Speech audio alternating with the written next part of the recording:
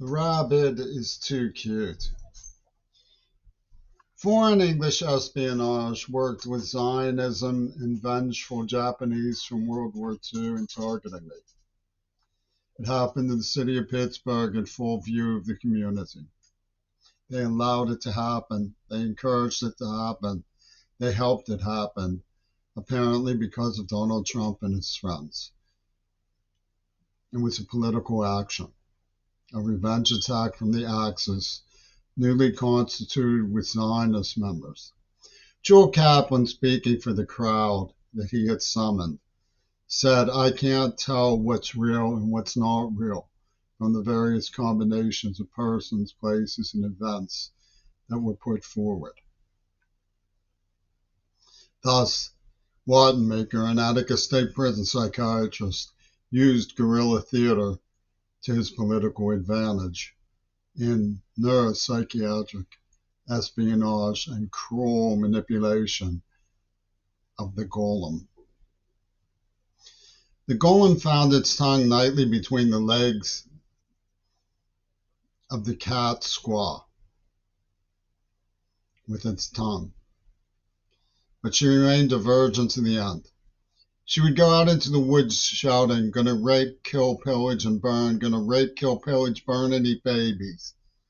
But that didn't make Robert Fripp drop his pick, because he was proud of playing Lucifer. Nor did I have any trouble at that time believing that that was just a put on her part. I had not yet seen Gaza. Gonna rape, kill, pillage, and burn the babies.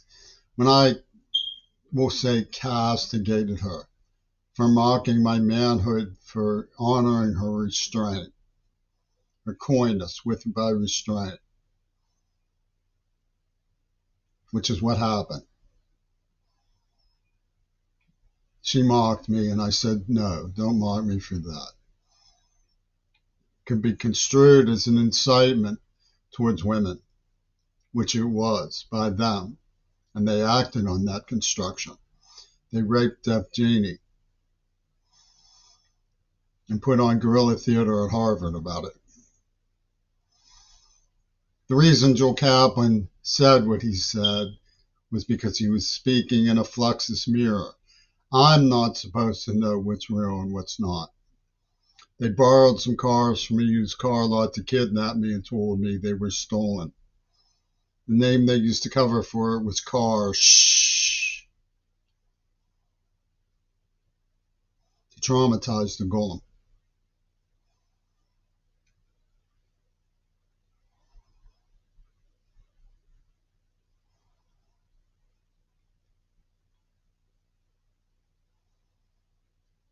The murderers now, in defiance of all of the evidence, want to make it look like it was all a put on. A lot of it was a put on.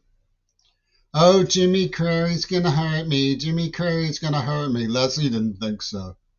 She came over to my house to visit me, made out with me after getting my letter. But Robert Fripp decided that I was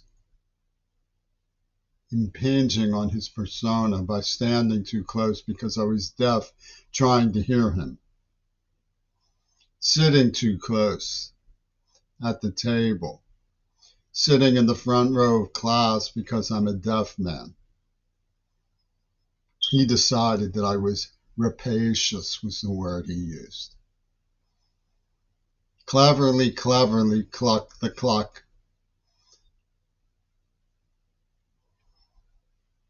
And they leer and scream from the Jill units who gave me nerve agents.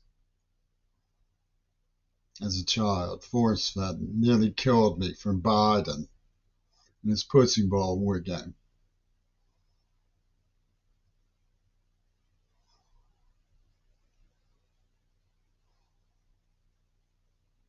They say I interfered with their plans for me by standing up against Pitt when they refused to divest and convincing them to do so. They've even hidden the letter that persuaded Wesley Parsvar to fly to South Africa in person. They've hidden it. You can't find it in the Post-Gazette archives. And I know what they're hiding. They're hiding a little Donahue called Mount Beatty when I said Mr. Beatty, because they had Mount Desert Island all planned.